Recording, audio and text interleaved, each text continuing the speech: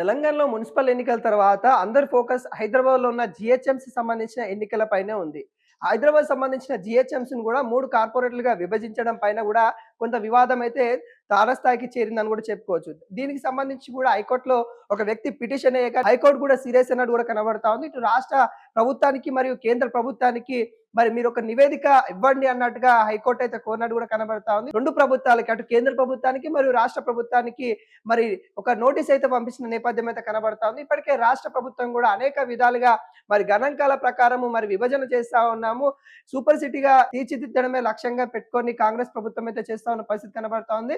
దానిలో భాగంగానే హైదరాబాద్ పరిసరాల ప్రాంతాలు ఏవైతే ఉంటాయో వాటన్నిటిని కలుపుకొని ఔటర్ రింగ్ రోడ్ పరిధిలో ఏవైతే ఉన్నాయో వాటన్నిటిని కూడా పరిధిలోకి తీసుకొని 300 వార్డులకు పైన తీసుకొచ్చిన నేపథ్యం కనబడుతుంది. వాటిని 3 కార్పొరేట్‌లుగా విభజించడం అయితే జరిగింది. దాదాపుగా దాంట్లో అవకతవకలున్నాయన్నట్టు కూడా బీజేపీ కూడా అనేక విధాలుగా ఆరోపణలు చేస్తా ఉన్న పరిస్థితి కనబడతా ఉంది.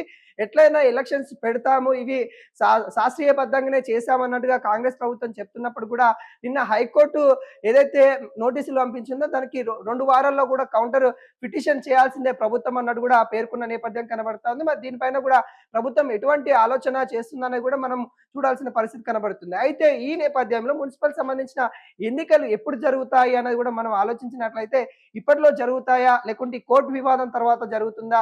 మరి విభజన అనేది సరైన పద్ధతిలో జరిగిందా? విభజనకు సంబంధించి కూడా వాళ్ళేదైతే రాజ్యాంగంలో పొందుపరిచిన నియమాలను పాటించారా? గణాంకాల ప్రకారం చేశారా? ఏదైతే ప్రాంతీయ అంటే ఎంత డిస్టెన్స్ పరంగా చేశారా అనేది కూడా ఇక్కడ కోర్టు కూడా అడుగుతా ఉన్న పరిస్థితి కనబడుతుంది. వాటన్నిటికి కూడా ప్రభుత్వము సమాధానం ఇవ్వడానికి రెడీగా ఉన్నట్టే తెలుస్తా ఉంది. మరి 2 వారాల్లో దానికి కౌంటర్ పిటిషన్ దాఖలు చేస్తామన్నట్టు కూడా తెలుస్తా ఉంది. అయితే ఈ వివాదం అంతా జరగడానికి ఇంకొక 2, 3 నెలలైతే పట్టే అవకాశాలైతే కనబడతా ఉంది. ఎందుకంటే ఇప్పటికే కార్పొరేషన్ సంబంధించిన ఏవైతే స్థానాలు ఏవైతే ఉంటాయో వాటిని తీసుకురావడంలో ఇప్పటికే డిజిటల్ సర్వే అయిపోయింది గానీ ఫిజికల్‌గా అక్కడికి వెళ్లి సర్వే చేయని పరిస్థితి కనబడతా ఉంది. అక్కడున్న కార్పొరేటర్లు కూడా అదే మొత్తుకుంటా ఉన్నారు. మా డివిజన్ ఏదైతే ఉంటుందో మా డివిజన్ అటు పక్క కార్పొరేటర్‌లకి వాళ్ళకెళ్ళిపోయింది. కానీ మేము డివిజన్‌లో చాలా అభివృద్ధి చేశాము. అభివృద్ధి కార్యక్రమాలన్నీ ఇక్కడ చేశాము. మేము అక్కడ పోటీ చేస్తే గెలుస్తామా లేదా అనే ఆందోళనకు కూడా ఇటు బీఆర్ఎస్ కార్పొరేటర్ కావచ్చు, ఇటు బీజేపీ వాళ్ళు కావచ్చు, ఇటు కాంగ్రెస్ వాళ్ళు కావచ్చు. వాళ్ళు కూడా అందరూ కూడా ఇక్కడ వాపోతున్న పరిస్థితి కనబడతా ఉంది. ముఖ్యంగా ఇక్కడ స్థానికంగా ఉన్న ఎమ్మెల్యేలు కావచ్చు, ఎంపీలు కావచ్చు వాళ్ళని కూడా ఇందులో ఇంక్లూడ్ చేసుకొని వీటిని విభజన చేసే సమయంలో వాళ్ళకు కూడా తెలిసే విధంగా అంటే ఏ ప్రకారం చేస్తా ఉన్నారు, ఏ గైడ్‌లైన్స్ ప్రకారం చేస్తా ఉన్నారు